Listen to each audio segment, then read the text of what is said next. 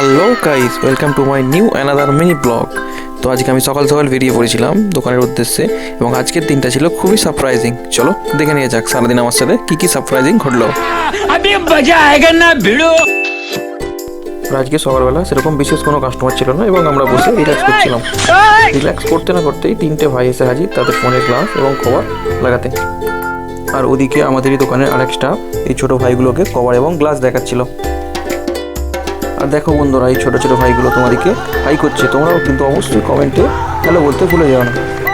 আর বন্ধুরা, আজকে ছিল আমার মার্কেটের কাজ, তো আমি সকাল সকাল বেরিয়ে পড়লাম মার্কেটের উদ্দেশ্যে।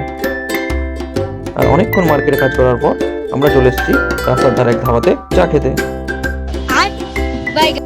চা খেয়ে আবার বেরিয়ে পড়লাম মার্কেটের কাজে। সারাদিন মার্কেট করে শরীরটা অনেকটাই ক্লান্ত লাগে। এভাবেই কেটে গেল আজকে আমার সারাদিনটা। তো বন্ধুরা, আজকে এই পর্যন্তই। কালকে আবার দেখা হবে। টাটা।